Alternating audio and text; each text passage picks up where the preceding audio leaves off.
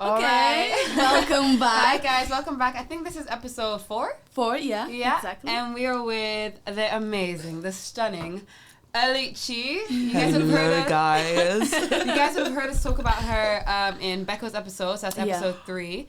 And we're just gonna really just explore what her life everything has been like. about her. You know what I mean? Well, try to get all the juice. Thank you for having me on this podcast. Thank you for coming. I'm honestly thank you for so coming. honoured. Thank you so much. No problem. God, okay. So, first question. Okay. Who are you? How would you Ooh, describe that's yourself? deep. Oh, that is such a deep question. We're getting into it. And I'm not gonna lie, most times when I hear that question, I don't really know what to say. But I am Oluchi. I'm a stylist. I'm an earth girl. I'm into nature. Oh, beautiful. I don't know. I don't feel like it could be described with words. I wish you guys could all see what she just did. All right. Could you explain what is your ethnicity? Where do you come from? So I'm a Nigerian girl. Igbo. Big up the Igbos. Period. Oluchi, meaning God's work, because Wow. yeah. My Love parents. that. I'm not gonna lie. My parents ate when they named me. They knew what they were doing. Ooh. Yeah. But yes, a Nigerian. Big up all the Nigerians. You know, Nigerians. I hate to say, but we are the best people. Like. Oh, okay. Will we politely disagree? Let's agree to disagree. Exactly. Okay. Now, what are you doing now? So I'm currently a stylist right now. So I work in styling. I love putting clothes on people. I like to make them feel beautiful and amazing. And I also like to tell stories through clothing and also like create, art through clothing as well. So yeah. What brought you to the point of like becoming a stylist? Well, so I was always very interested in fashion. So I would always like dress up wherever I go. I remember one time I went to a tutorial dressed as like a clown in a way. So I was like wearing clown. It would be you now. I was like wearing clown makeup and I wore like, I'll show you a photo afterwards. And I wore like a little like clown core fit to an Oxford tutorial. My tutor was giving me the heaviest I can imagine Oxford and then like a YouTube clown. No, because I remember when I interviewed there, I was like, you know what? I actually can't like come dressed too crazy because I actually want to get in here. So I tried to like hone down my style a little bit. But when I got in there, I was like, too late, guys. You know what I mean? Like. So tell a little bit more about your experience in Oxford, like the process of getting in. Getting in. I'm not gonna lie, I didn't actually think of applying to Oxford until like a year before What did you applications. apply to? Sorry. Which course did you apply to? I applied to theology and religion. Wow. Yeah. Big brain stuff, man. Why theology and religion? Well, so I had done RE at sixth form, and I had started quite late actually, but I had an opportunity to go to an Oxford summer school, which is Oxford Unique. So anyone who's thinking to apply to Oxford and you're from a state school background, Oxford Unique is honestly such an amazing thing to go to. It's like I spent a week at Oxford, stayed in one of the colleges, and I got to go to lectures held by different amazing Oxford professors, and also being with other people as well who really enjoyed the subject. Because I'm not gonna lie, theology and religion is not really that much of like a very popular subject. So when people do it, like you know that they love this subject. And so after going to that summer school, it solidified it for me. I just like, oh yeah, You love that. yeah. I think it was just like the aspect of talking about very deep issues and how they pertain to our world. Because the thing about theology is, I honestly think that everyone could like be interested in theology because within theology there's literally something for everyone. So the psychology of like religion, sociology, like how religion like works in communities and stuff like that. Honestly, there's really something for everyone, and that's what I loved about it. So when I went to the summer school, there was different kind of people of like faith, people of no faith, but we all managed to like find common ground. So talking about Oxford though, since we all know Oxford is predominantly white, did that ever like put you off, or were you like, how is this gonna be? That's a great question. Here's the right? thing. I went to like predominantly white institutions for Right, a lot of my okay. life. So for me, the idea of going to a predominantly white institution didn't really like daunt me, because I'm like, mate, I've been through this stuff beforehand, Yeah. so that didn't really scare me as much. However, the classism, that scared me, because Right. obviously the PWIs I went to tend to be like state schools and stuff like that, but like going to Oxford, I mean, I'd sort of like forgotten that rich people existed. You weren't in that world. I was not in that world. So that was definitely something I was wary of. And obviously people tell me, they're like, oh yeah, no, it's just a stereotype. It is not just a stereotype. Everything you hear about Oxford to do with classism, most of it is true. I cannot lie. Like, obviously, like, it can be what you make of it. And if you find good people, it can be a really great experience. But I'm gonna be so honest. Like, if you hear those racism stories, I guarantee you they're true. Some of the stuff that some of my that I experienced, and some of my friends experience as people of color, and you have to understand that, like, a lot of, like, when I talk about the people of color, like, some of these were rich people as well. Some of these were like very well off people. So you're seeing other black people who are like well off. So you're thinking that, you know, they would be like immune to like racism, and you're seeing them experience racism as well. What kind of things would be going on? Oh at my Oxford? goodness, one of my friends, and she is like, you know, she was called the N-word. Like, she had to be moved. Like, she was called the N-word, and this was like in the first year. Wow. Yeah. But like people from the same course as her? Not in the same like college as her. And this guy was literally like, oh, what are you gonna do? Like, tell like. And so the professors, nothing. Like, and that guy's still there. Still there, like. And how that was at uni, right? Yeah. And how did like the uni respond to so the claims of having racism around campus? Like, that's the thing about Oxford, like. No, they don't. They're a bit see no evil, hear no evil. Like, yeah. I don't think they did too much on his part, but they did move her to like a nicer room. But I'm like, yeah, that's not addressing the problem. Like, let's address the problem at the root. Like, you have students calling other students the N-word, and bear in mind, this is a mixed race girl. Do you know what I mean? So not even fully black. But like, if I tell you about other experiences that my friends have told me of, like, this girl that I knew, dark-skinned woman, was told that she looked like a monkey. When she told the uni, they were like, oh, it's just a joke. It's just a funny joke. Oh my God. No I guarantee you she wasn't laughing, you know what I mean?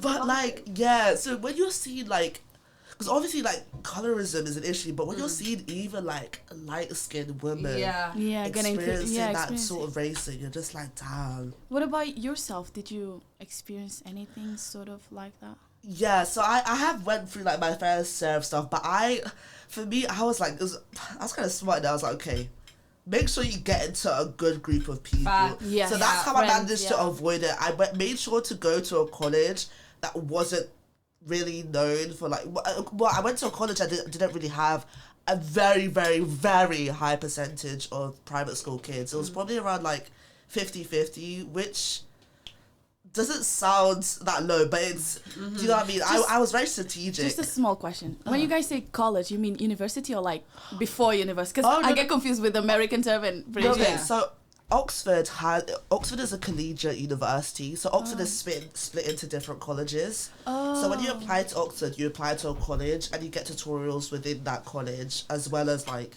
you know, lectures. So that when I talk about college, I'm talking about I'd say colleges are sort of like think of like houses in Hogwarts. Yeah, I guess it's probably the best. Like a campus of the university. Yeah. Sort of. So, Okay, got it. Okay, yeah.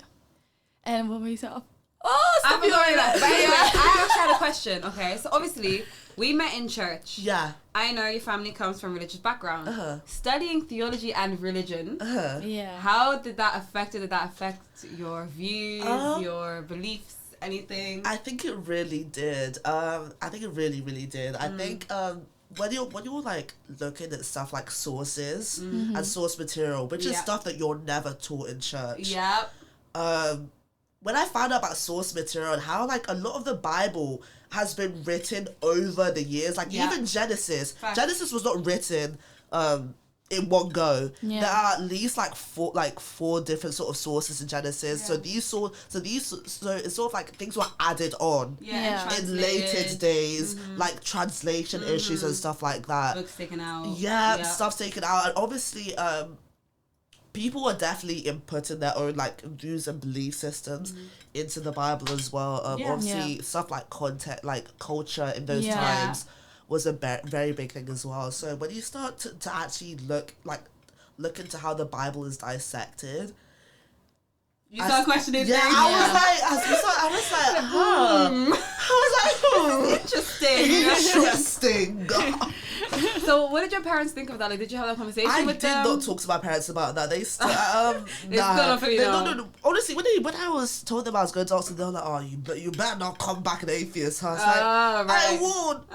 It's not like I'm an atheist now. I still I'd say I'm a very spiritual person, but definitely Christianity, and also I'm a Nigerian.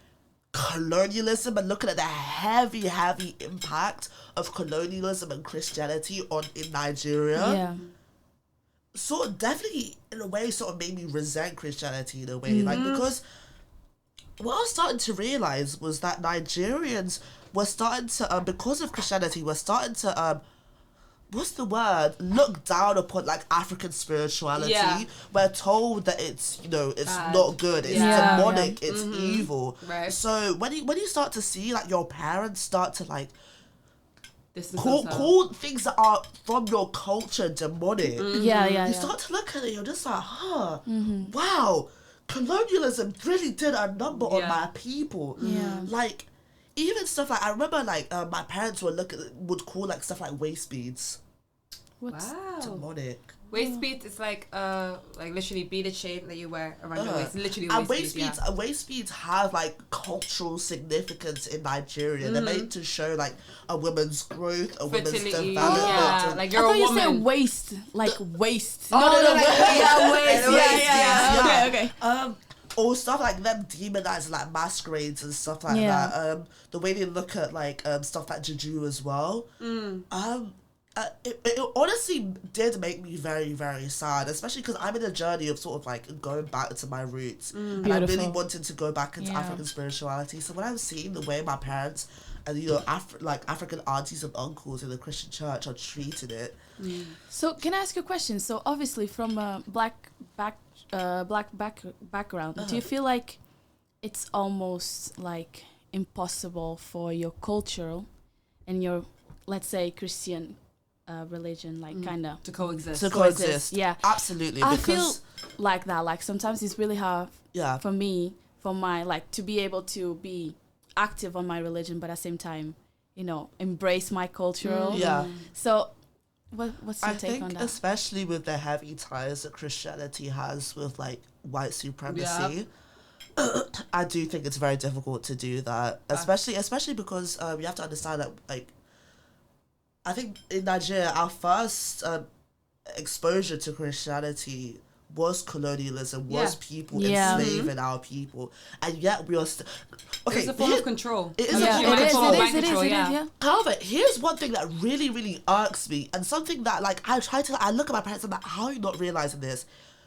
White people, like especially like the people who came in and enslaved our people, they literally did not see us as human beings. They saw us as animals. So why do you think that people who literally saw us as less than animals would want to save our souls from eternal damnation? Like, actually think about it. They did not. They literally saw us as the scum of the earth. Do you really think they cared about our eternal souls?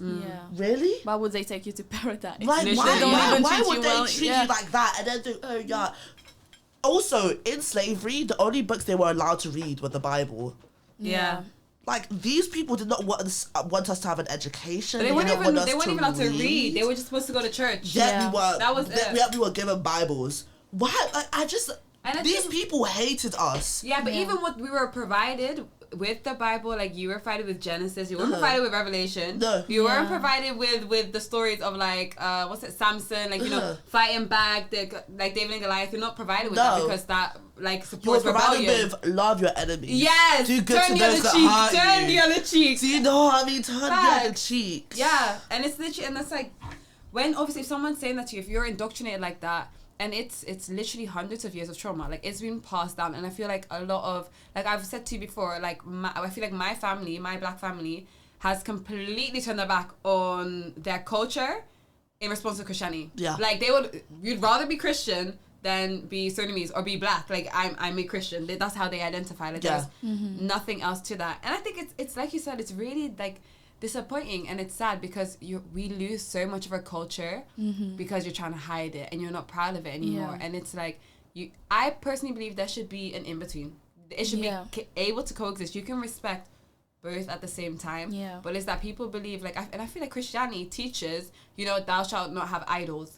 And it's like, I can still respect someone else's, I still respect my cultural beliefs without it being an idol. And I can still want to partake in that without me, worshipping other gods, you know? Yeah. And I think it's really sad. Which is actually really shady as well, because there is actually, I won't use the word witchcraft, but there is thingy in the Bible as well. Like they talk, in the witchcraft. Old Testament, they talk about using, I'm going to say the word stones, but I don't think it's stones, but using stuff to I don't know the right words for it, but we see evidence of spirituality that is not, the way we are taught in white Christians. Is what's called, I forgot what his name is, but the king, the wisest king of them all, I forgot his name. Solomon. In the Bible. Solomon, he went to go see a witch to go talk to Abraham or something, and they literally in the fire or whatever, he rose and he told Samuel, why are you calling me up from the dead? Witchcraft is in the Bible. Yeah. Witchcraft is definitely in the Bible. Even demons. Yeah. Demons, stuff like that. It's demons, in the Bible, and it's because they literally want to demonize the things that we are naturally, what has naturally been around the world for ages. Witchcraft has been something that's been around for forever in every single culture. In every single culture you can find it. Honestly. But back to Oxford. I'm going to go back to that.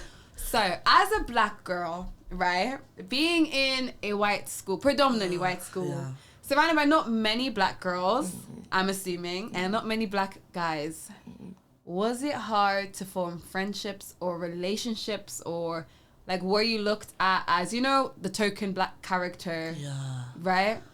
Also, because I'm quite a loud person as well. Yes. I'm a very, vivacious individual. Yeah, vibrant. Very vibrant. So that sort of loud black girl stereotype is very, it also does very easily place upon me. I think you also have to remember that I started Oxford during the pandemic. Oh. Yes. So in Oxford, we do have an ACS, a very beautiful ACS, but I started during the pandemic, so it meant that we didn't have a lot of meetings. I didn't know they had ACS there. We do have an ACS there. That's nice. But we didn't, so it means that I couldn't go to a lot of the meetings. Yeah. I did manage to find some black friends. I remember I actually really thank people for doing this. I had a black girl in my flat who was Yoruba, and honestly, I do not know what I would have done if she was in my flat, because obviously, when we were isolated and stuff like that, it meant that I had another black girl in my space at all times. And honestly, Oxford does, F up sometimes, but they actually ain't with that. I've got another question, actually. So, obviously, we met a long time ago. Yeah. When I first met you, now she's been beautiful since I met her, but the woman that she is now, she was not when we first met. You very much had a European, borderline white girl, no offense, style. It was not in a bad way, but y'all, she was doing something else, okay? And now, you're really embracing your roots, your culture. I feel like you found your style. Explain to me what the progress was, what was the route, what was the potential backlash from family, or I think my family has just come to accepting it. Because every time I walk in with my big bright colourful outfits, they tell me I look like a masquerade, but I'm just you love the outfit. Low key. Are they strict Christians? Or? Oh, they are. I'm not gonna lie, even with makeup, I've had to I was not allowed to wear makeup as a child, and even now they're not happy with it, but I've had to slowly chip away at them. Yeah. When I tell you years, I've had to slowly chip away at them for years. I remember. Do you remember the stories at church? Can I tell some of the stories from church? You know what, go on, tell them. She would come, we would be living our best black girl life together at church. We would spend literally all day at church. You'd have makeup on, you put makeup on at church. Anything we had in our bags, literally put it on. We'd be like, do you have lip gloss? Do you have this? And she'd put it on.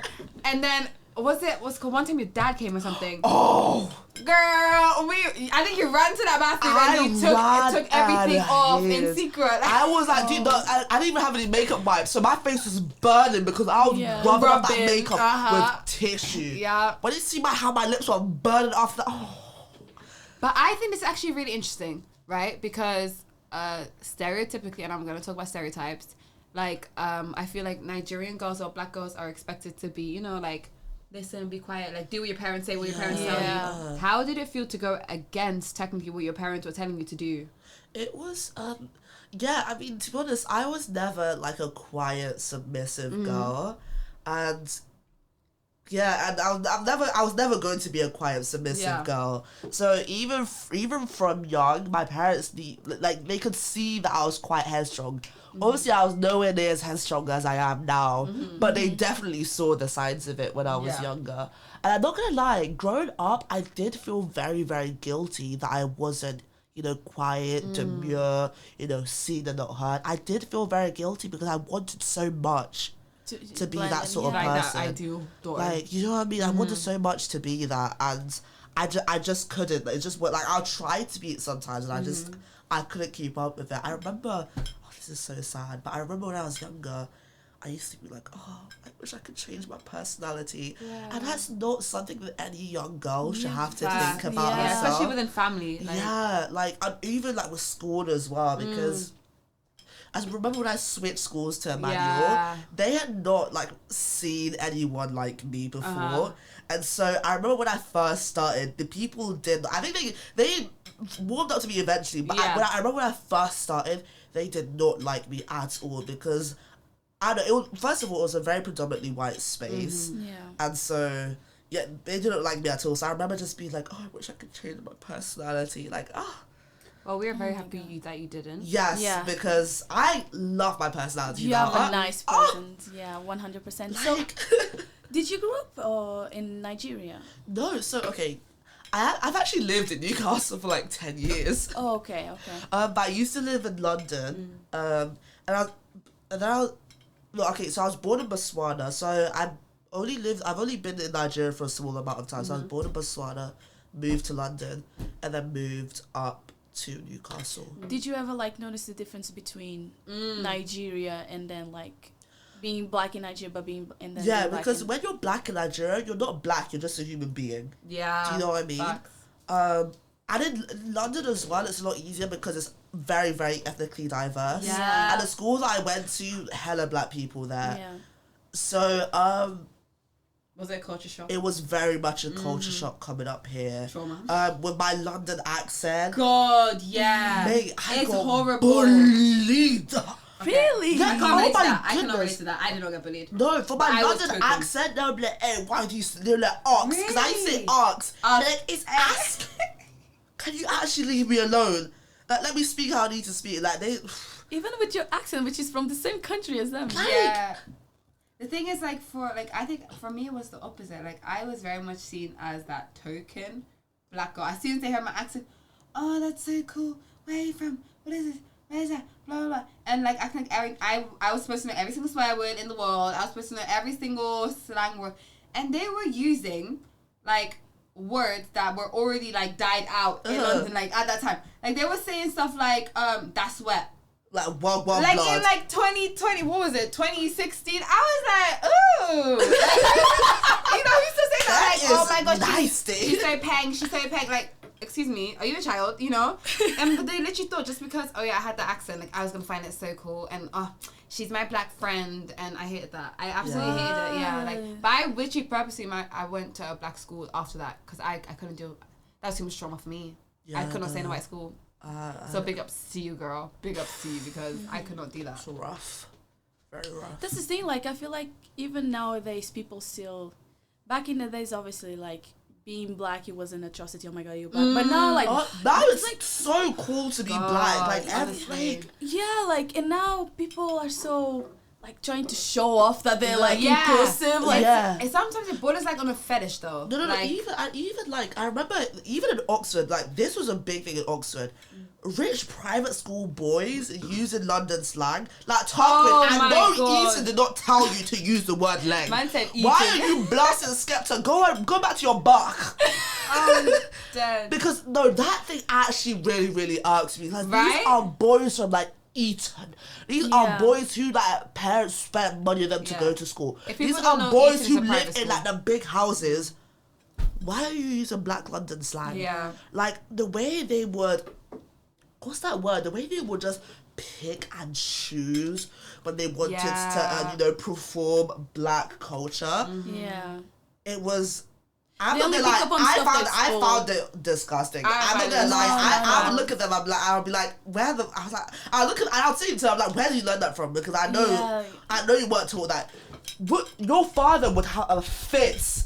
Period. If you saw the language that you're using. And the thing is, they would never do that at home. They would never do that at home. When they're in that business suit or whatever. These trust fund babies, they would never do that at home. Actually, the worst part is that they will use it while they're at uni, but once they go off and do their corporate jobs, it's insane. It will go away again. They'll completely forget that when they were saying one blood. They'll completely forget that they were blasting Black music out of windows. But don't you feel that they were also at the same time a victim of society pressure? No, ma'am. Nah. Because I feel like poverty has very much become a trend. And like I find it's disgusting because the same people they won't help you. They won't help Black communities that are struggling, kids that come into Oxford. No, but they want to hear that on the TV. Oh yeah, I'm like a bad man now. Cool trend. You know what I'm saying? Like, but then you're not helping them. If they was actually helping, they were actually interested in like the Black culture. Calm, but they're not interested. They're just doing it because they want cool points. Yeah, and so I don't feel bad. Yeah. I think also like the way they'll try to downplay their wealth as well. Also, but I just like, mate, you're going to leave here and then go on like a yacht and go to like 5 different places over the summer. Like, I think if they were just very like transparent about it, like when it comes to it, I don't really care if you're rich, like, but it's the fact that you're trying to deceive us, like.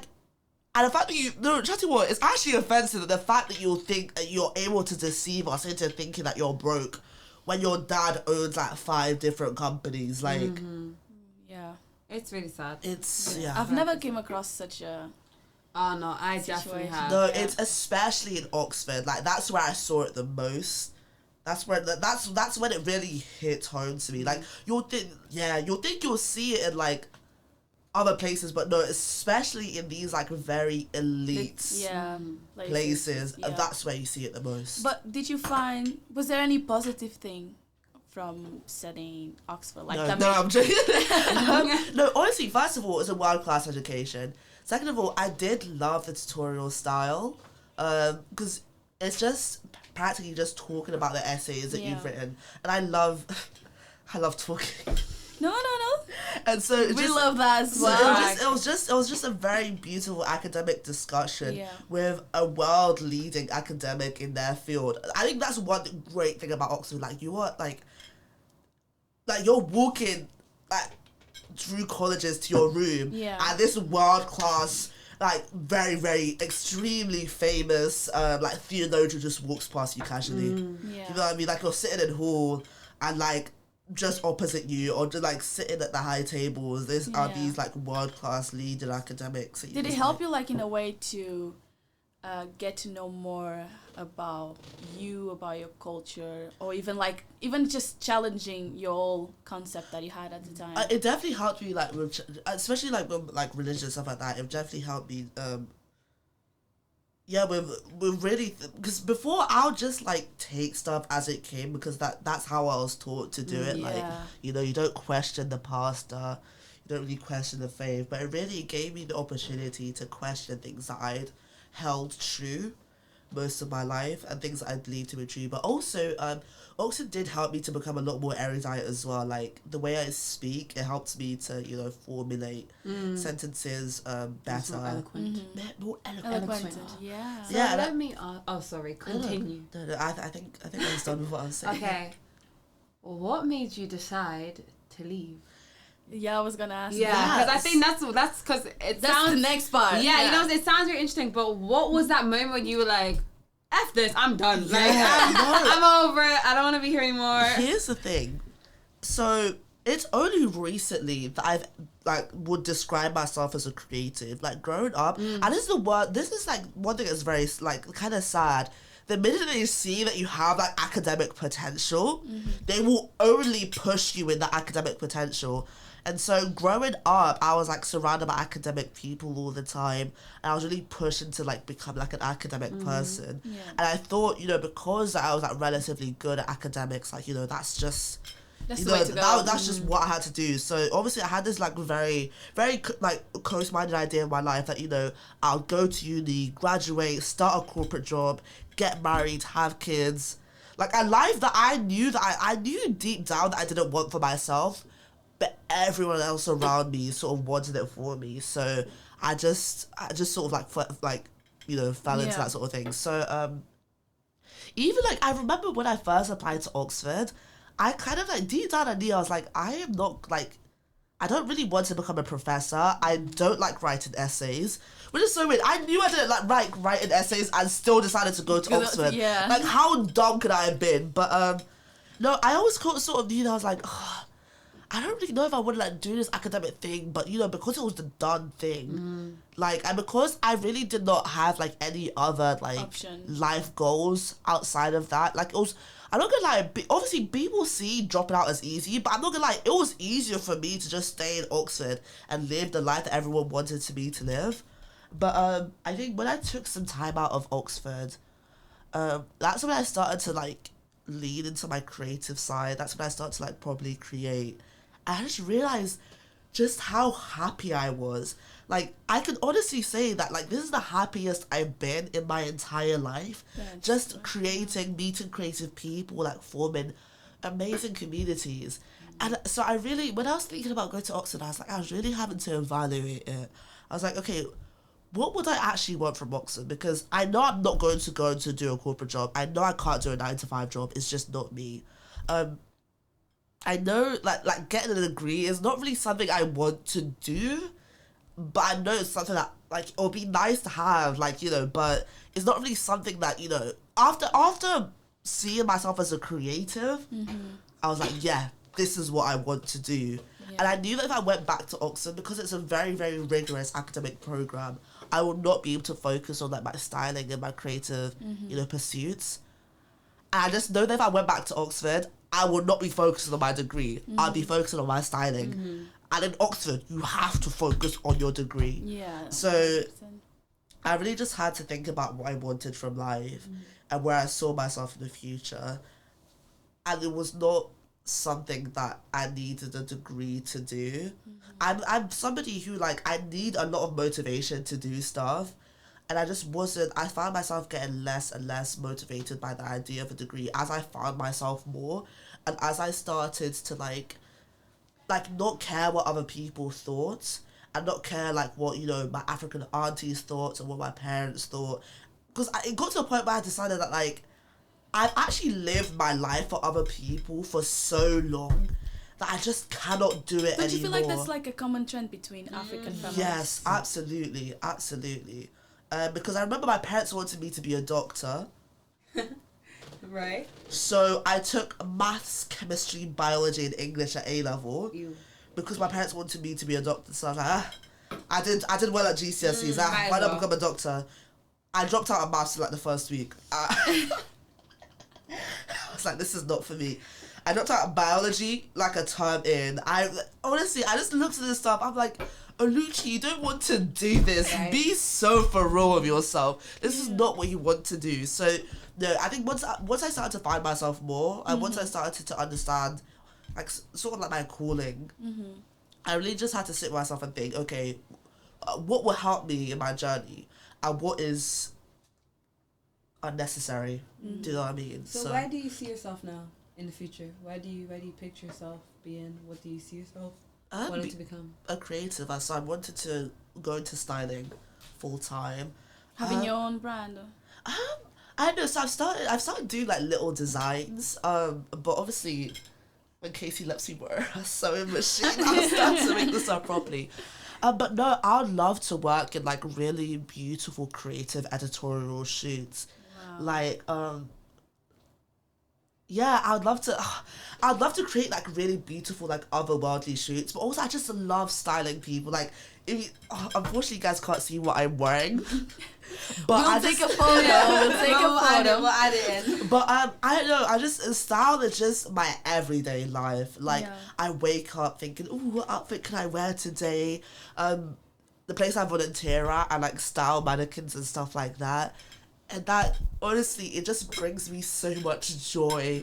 I remember me and Casey have worked on a couple of shoots together, and they are so hectic. And I just thrive on that so much. And just seeing how beautiful the models look, and just everything about it, everything about fashion, styling, it's just so invigorating for me. I feel like electricity is like coursing through my veins every time I think about it, every time I'm on shoots, every time I'm styling people. So that's definitely what I want to do with my life. That's so cool. Yeah. Honestly, so cool.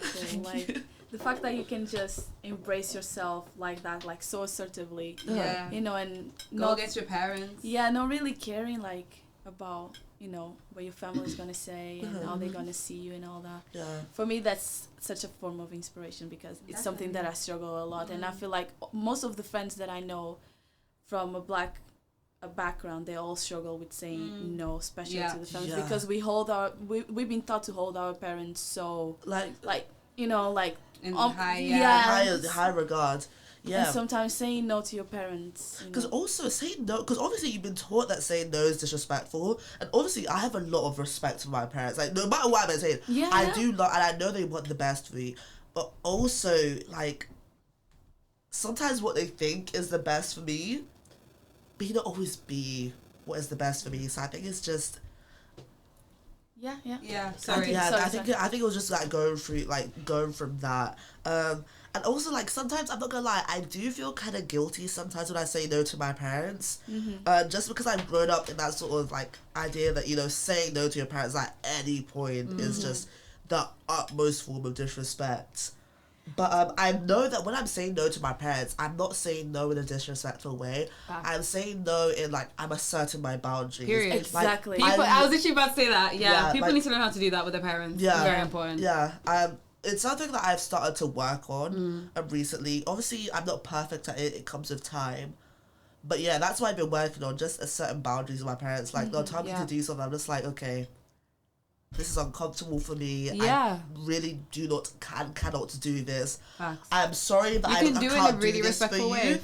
But respectfully, no, I cannot do this for you. And that's the true way to do it. Like, as long as you're respectful, establishing a boundary that isn't saying no, that's just saying either not right now or I'm not comfortable doing it. And that's what you need to know. Like, at the end of the day, your parents are still people. You know, at the end of the day, and they're learning the same way you're learning. Like, they raised you as a child, and as a child, all you say is yes or no. Exactly. So at a certain point, like, when you get older, you need to say, like, okay, like, I love you, but no, this is not it, you know? You'll also be a lot happier when you start to have boundaries for, like, your parents, your friends, for people you interact with.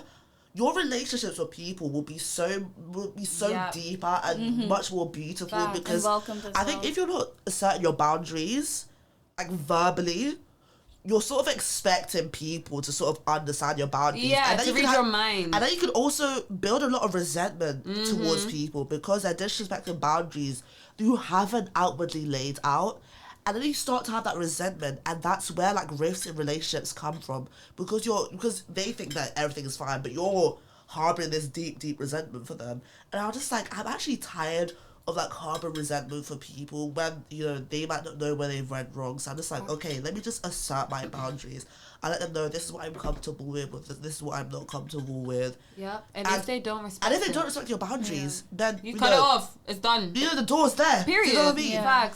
Facts. I fully agree with that, and I think it's really important for people to learn, especially kids. Especially nowadays, so much stuff is happening. So many people, like, there's a bunch of, like, you know, you hear stories about people peer pressuring each other. Yeah. It's like crazy situations, and it's like you start establishing boundaries at home.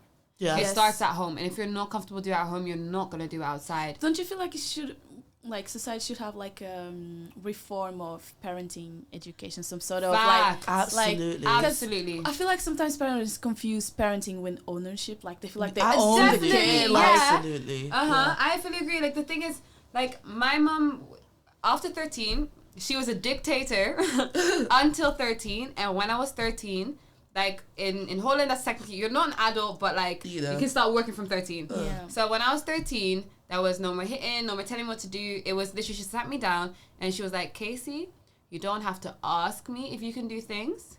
You just need to tell me. If you're going to go somewhere, just be like, yo, FYI, ma, I'm going to be here and I'm going to be there until this time. Just letting you know. Don't ask me questions because you're your own person. You're an adult now. You can go do whatever it is you want to do. Which I think because is a beautiful and she's way like, to because I parent. raised you right. I trust you. I trust you're going to make good decisions. If you need help, we have like a code word, we have a safe word. If I need help, I send it to my mom. She'll come help me. But it's like I can go do what I want. And because I was allowed to be so free early on, I did nothing. I don't drink alcohol. I don't never done drugs. And I feel like that's just because my mom has that trust. Yeah, you know? no, I felt that with my dad. I think especially with like strict parents, they don't realize like they can raise very sneaky kids. Yeah. Because when you've grown up in a very repressed household, and you move out of that household for any period of time, Everything's insane because it's goodness just overwhelming. gracious me. Wow. Honestly, the stuff people will get up to. Yeah. It's insane. I just wish parents would realize that, like, you have to allow your child a level of freedom. You have to allow your child a level of trust. Facts. Because if you do not give them that, they'll find it somewhere else. Yeah. And also, if they're, like I said, if they're not establishing boundaries with you as a parent, they're not doing it outside, which means they're not confident enough to tell someone, no, I'm not going to do this. Yeah. You know, and then... never thought about Yeah, that. like, it's because if you're confident enough to say no to your mom, you're going to say no to everyone. You know? Like, you know, you're most the person you respect most. And so if they're not saying at home, no, I don't want to, or if they're scared to say no to you, when they're outside, they're going to be scared to do it outside. They're way more likely to be forced into things, to be bullied into things, than if you as a parent are like, you're allowed to say no. If you don't want to hug from someone, say, I don't feel like hugging right now. I didn't have to do that. I didn't have to hug or kiss anyone. Any family member, I didn't want to. I didn't have to be around anyone's house. If I didn't want to, I can stay home. Honestly, like, that's important. Telling your child that, like, your people are not entitled to your body is such an important lesson that you should instill in your child from very early on. Because I remember, like, growing up, like, I would have to let aunties hug me and stuff like that. And so it wasn't until, like, very recently that I started to, like, learn to establish my own boundaries. I started to, like, you know, actually, no, I don't want to, you know, do that with you. I don't want, you know what I mean? Yeah. But beforehand, I do know that I was very scared to, like, say no. I found myself in situations that I was not comfortable with at all. Definitely. And I felt like I did feel like it was my fault because, like, I should have said no, but I didn't because I didn't know how to. See, and that's the thing. Why are you doing this? I'm so sorry, guys. If you guys listen, I'm gonna take a little video and we're gonna add this in to why we're all freaking quiet because this guy is actually insane. How the hell did you even do that? We're totally gonna cut this out. We're totally cut this out. Them aunties. They're having bad energy. I'm not gonna lie. Some of these Why aren't you talking? We already stopped to talk to you. And he's not talking. Or like even some of these uncles, like the stuff grown uncles. Insane. You have a wife and kids. Insane. What are you doing this deep into my personal space? Yeah, it's actually insane. Breathing down my neck like.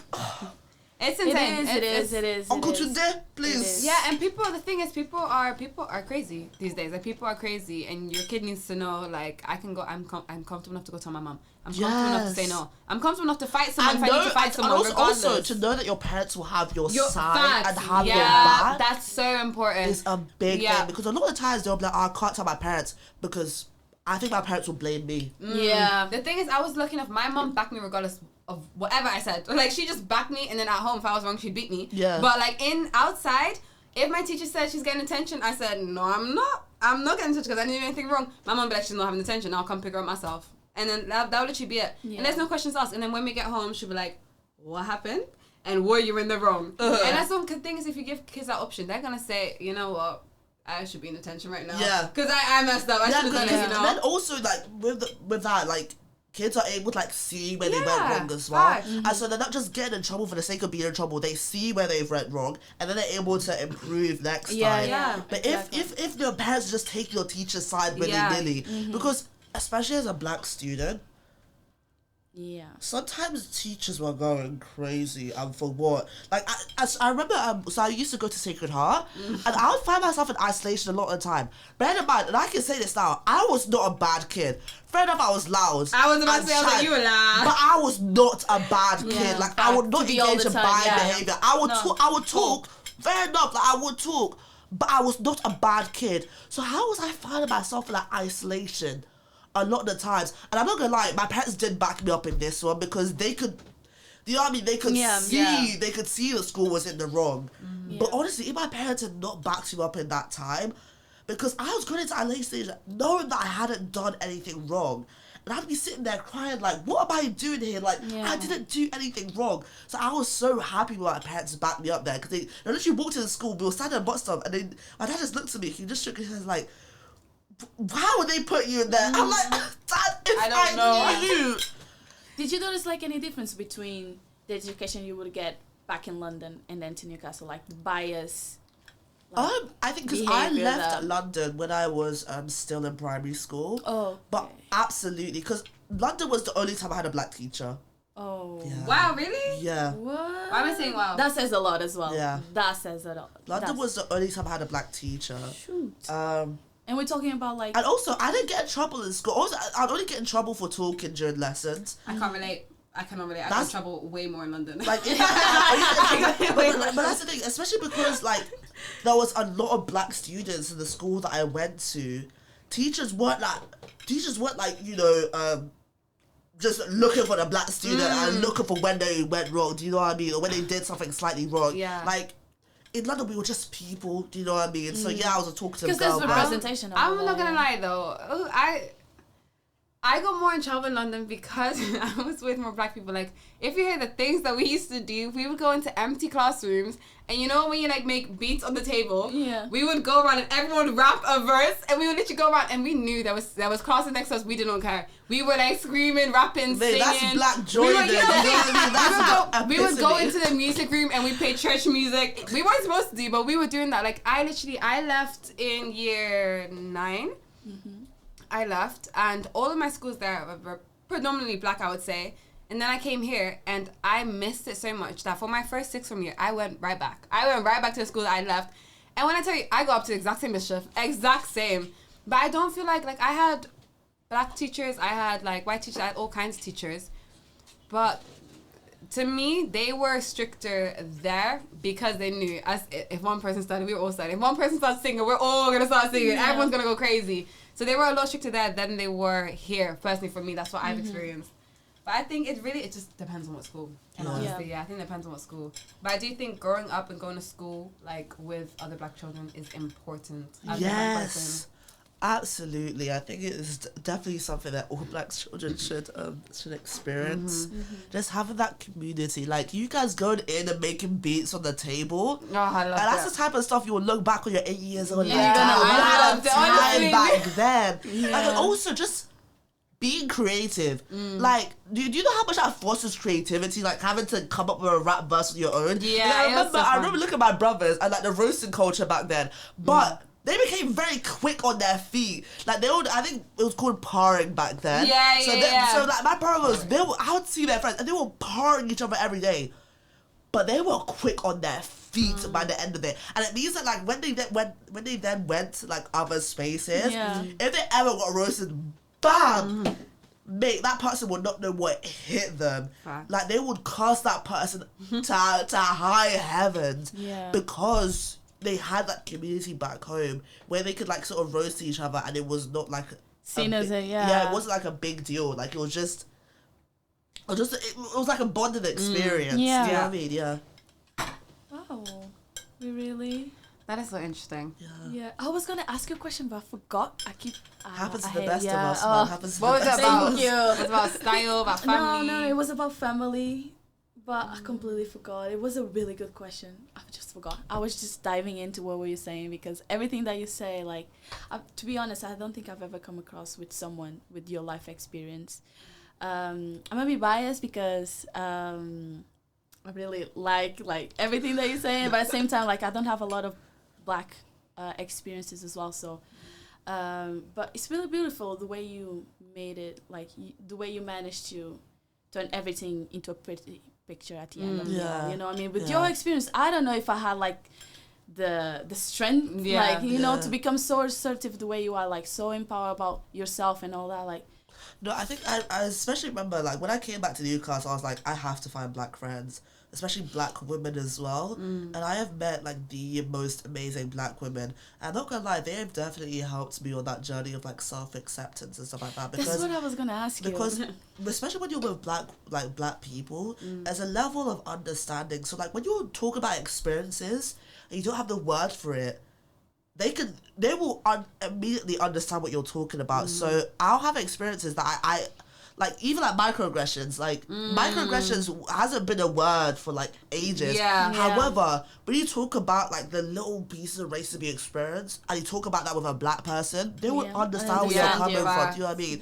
So it's really beautiful that you can, like, I'm able to communicate, almost like communicate non-verbally my experiences with them, when I don't have the word to describe what I've experienced. Do you know what I mean? Yeah. So do you feel like you have like a strong Black community here in Newcastle? Because I know probably in London you used to have more, but in here, like, did you feel like any difference? You feel like you were supported by the community as well? Because one thing that I know is, like, every time I go back to home, like Africa and Angola, I don't feel very supported because they kind of give me like the bombastic side. Like, what's this light skin doing here? You know what I mean? So sometimes I don't feel supported. But what was your experience with that? Do you feel like you were supported here in Newcastle? Yeah, I think I've also found like a really cool creative community as well. Of really amazing people. But yeah, no, I know, I meet people really weirdly. Like, I'll see someone on the street and think they look cool, and I'm running them like, excuse me, miss. I just want to say you look so beautiful. Nice of you. And honestly, I've met a lot of my friends that way. A lot of the people that are my friends today, I like met them in bars and went up to them, and I was like, you actually look amazing. Let's be friends. So nice. And I just think it's a very beautiful and genuine way to meet people, because even from the onset you have that thing in common. Because when I'm looking at you, I'm just like, you're pretty cool. So it's like, even to have like sort of that like visual aesthetic, to have that in common, and then as you become friends, you find out more about that person and you delve deeper into that friendship, which is such a beautiful experience, because you know, not only you learning more about yourself, you're learning more about other people as well. Which honestly I think is one of the highlights of the human experience, that we get to know other people. And like we get to peel back their layers like onions. And honestly, I think that's such a beautiful thing that we're able to do. Honestly, like, I wake up every morning like being grateful that I get to like find out more about other people. That's that's beautiful. I have another question, which is a bit like for me to know, like to understand kind of. Like, do you feel like your parents kind of educated you in recognizing, like, the racism that you, like, people may be having towards you or anything like that? I can tell for sure I was never educated on racism. Everything that I've learned was through internet, or, you know, talking to people that, and I'm like, oh, so when you do this is, you know, so did you feel that's a very good question. Not really, actually. A lot of the stuff that I've learned through experience. But when I have that experience, I'm able to bring it back with my parents, and we're able to have like very fruitful discussions. Nice. But I think what they tried to do was sort of like shelter me from that racism as much as they could. Yeah. But I don't think they realized that, like, in school, like, some kids are just ruthless. And if they just don't like Black people, they just won't like Black people. And also you have to understand that some of these kids, it's not really them, it's their parents, but they're regurgitating stuff that their parents have said. They're seeing the world through the eyes of their parents, and so their parents see you as scum, and therefore they will see you as lower as well. And so this is so a lot of the racism I encountered when I was younger. This really, really annoys me, but obviously, you know, what can I do now? But a lot of the racism I encountered when I was younger, I either at the first part didn't realize it was racism, or I just didn't really do anything about it because that's the thing. I didn't really, I didn't know what to do. But obviously now, if I ever went through that, like, I either say something or getting socks in the jaw. But back in the day, I just wish that was stuff that I would have said or done. Yeah, I normally compare like with your situation. Mine's completely different. I knew about racism from the get-go. Because your mom really educated my on mom that, and really, I feel like you just snap back. Like honestly, coming from a mixed family, like, and my mom, she's very in touch with Black culture, especially American Black culture. She knew where she was getting into having mixed kids, and she knew what we needed to understand. You know, we needed to know. And my mom was very big on us defending ourselves. Like my mom's like, if someone hits really you, especially like as a white woman as well. She's not Asian. Asian people. My mom doesn't count as a white. No, especially like as a especially when you're having mixed kids. I know that a lot of times. They don't do it. They sort of like see like mixed kids as like a fetish. Baby, and so they forget that like your mixed kid might experience racism, and they just forget that. Oh, like I think people sometimes think that like by having mixed kids it absolves them from racism. Yeah, definitely. Yeah, but and so for me, like obviously in Holland, they are a country that believes in stereotypes. Like I'm not gonna call everyone racist, but we definitely like they're very open in regards to that. Like there is very subtle casual racism. People don't always take it that deep, but like I was very much taught like when it was serious. And my brothers are really tall guys with long dreadlocks who look like criminals. And so obviously when you're walking around and like the police are stopping you, or like I had that experience a couple of times. The police stopped me and my brother walking out of a shop, and then we had to go get taken into an office because they thought we were stealing when we were literally just walking around.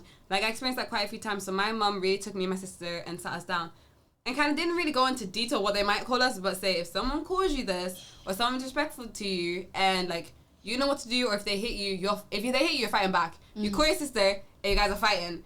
If they like get their family involved, you go home, you get your brothers. Like it was very much like we knew what was going on. Like we weren't very like ignorant to it.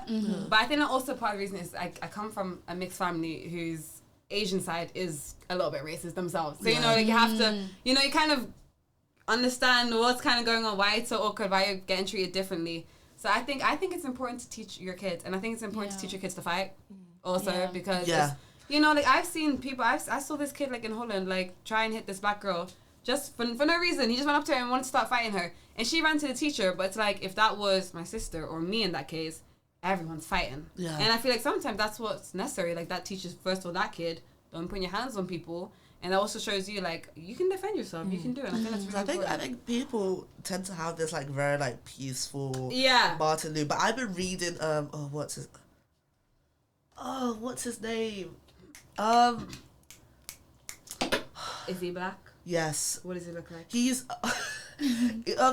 sort of like the Martin. He's like so he's a freedom fighter like Martin Luther King. But Huey no. But he was Malcolm more X. like Malcolm X. Girl, yes, she forgot to Malcolm X. That's so my god! That's why I literally had his face in my mind's eye. I was like, but you know I'm bad at names, Casey. No, but I've been reading a lot of Malcolm X recently. Also, there's not a lot of Malcolm X in the city library. And any Malcolm X there is like you have to be in the library and read it. I found that so weird because Malcolm X is very much a, you know, because obviously you have to speak the language of your oppressors. Your oppressors are not there being peaceful. Your oppressors are there fighting and catching hands. Yeah. So there is time to like fight and catch hands because your oppressor, because you being peaceful, it's not going to, first of all, it's not going to make your oppressors like you. Yeah. All it's going to do is make yourself seem weak. Yeah. Do you know what I mean? And so Malcolm X is very much like, you know, if they bring guns, we're going to bring guns as well. Facts, period. Like, do unto them as they because we're not going to stand here defenseless while our oppressors are like, you know, firing bullets into our back, and then you are going to call us violent but we defend ourselves? Absolutely not. Absolutely not. Quick addition, if you guys are interested in Malcolm X books, so we have them in our reading list. I'm flying back on the reading list. That was a nice you can find it downstairs in the Northumbria Library. Just let us know. I will help you find it. Sorry, I can't add that people. Can you help me find some as well? Yeah, I took time out of my days to find a good portion of Black books. Yeah. But yes, read Malcolm X, guys, especially if you're a Black person. Yeah. Read Malcolm X. I think it'll give you a different perspective on how to like deal and handle with racism and things Take like it with that. a grain of salt, though. Yeah, obviously. Okay, I'm not saying. I was like, before we have out here race wars. No, take it with a grain of salt. Yeah. But I think it's very, very, because obviously we've been told to be peaceful our entire lives. I think it's just very, very important for any Black person to read. Definitely. Yeah. I should do that. Do you have any advice for people that are either trying to get into styling, get into Oxford, people that are just, you know, are black women trying to find their way in life? Any advice? Well, for Oxford, obviously I said Oxford Unique is a very good thing to do. Obviously, remember to read books about your subject.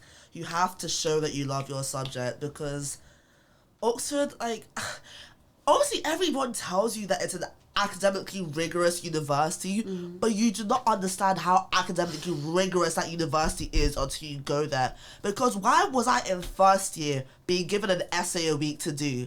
And these aren't like 1,000-word essays. These are 2,500 word essays. You are given like, am I allowed to swear on this podcast? Yes, you can. A shit ton of reading to do. They will give you like 10 books to read, and they will give you like, it'll be like 50 pages you have to read in each of these books. And there's a lot of work. And I was in first year. Apparently in second year, people are given like 2 essays every few weeks. Whoa. Wait, no, 3 essays every 2 weeks. It's a lot. And you also have to balance that with like your social life. It's impossible. It's honestly, you have to balance it with like, obviously if you're doing societies as well, which I really do recommend. If you're going to go to Oxford, really make the most of like the societies you go to, because that's how you're going to be able to like network and find people who are like-minded. And obviously like, because I think a lot of people think that like going to Oxford and be all and end all is just going to open lots of doors. It will, but it will open the most doors if you network within the university, because if you just go there and get a degree, no, that's useless. Yeah. Do you know what I mean? Like it doesn't hold that big massive weight that it used to back in the day. But if you go and do your networking there, you'll get a lot from that university. With styling, network. Network. Network. But also, if you're starting to get into styling, so what I did was I started to volunteer at this charity shop, St. Ursula's Chiltern Road. Honestly, one of the best charity shops in Newcastle, and I'm biased, but I'm also correct. So what can I say? And so what I did, because I knew that like, you know, I couldn't like style my friends like every other day. Like my friends are busy. Do you know what I mean? Yeah. And I also thought like, okay, how can I get access to clothes? Because I'm not like a rich man, especially if you don't come from like a very, very well-off background. Getting access to clothes is one of the biggest issues. So I really had to think, okay, how can I get access to clothes? Charity shops. Got hella clothes there in charity shops. Yeah. So when I started to volunteer there, I was able to like style mannequins. And that helped me to be able to start my page. So it meant that I could start to put work there on my page by just like, you know, styling mannequins and stuff like that. So definitely, if you're like trying to like find clothing, definitely find like a really good charity shop and go from there. Sorry, what was the other question?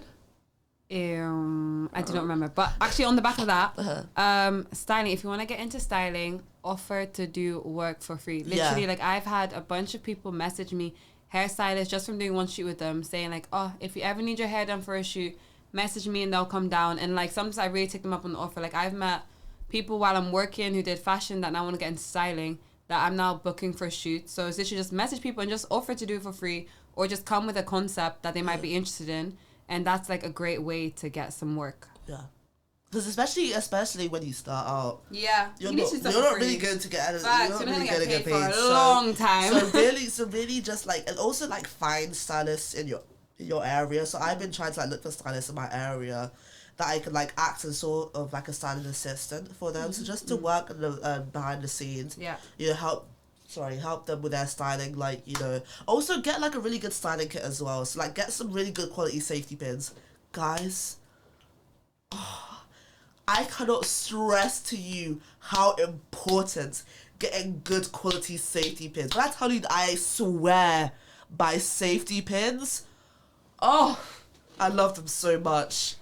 However, if you're buying clothes and you're going to return them, use clamps because you can't return things with holes in them. Use clamps. Use clamps. Just FYI for everyone uses safety pins. Yeah. Use clamps as well. Get some good quality clamps as well. That's important. Sometimes because obviously you have to learn how to make clothes fit the model's bodies as well. Because a very real reality in the fashion industry is most of the times the clothes aren't going to fit the models unless you know you're like in the top end in like modeling where like they're literally making the clothes for you. The clothes most of the time are not going to fit you. So as a stylist, you need to know how to make clothes fit a model. I remember I was at the last shoot that we did, I had a dress that was way too big for the model, so I had to like work with the straps and like cinch at the back to make it look like it fit her. And it looked like it fit at the end, but the dress was like 2 sizes too big. Literally. So you really have to make sure that you know how to, you know, tailor clothes to a model's body. Facts. Know your body types, know your proportions, know your fabrics. That's all very, very important. But I think this has been a great podcast. And once again, thank you so much to Oluchi for coming. Really appreciate it. Hopefully next week we will have a new guest. But for right now, this is it. Yeah. We'll see you in the next episode. All right.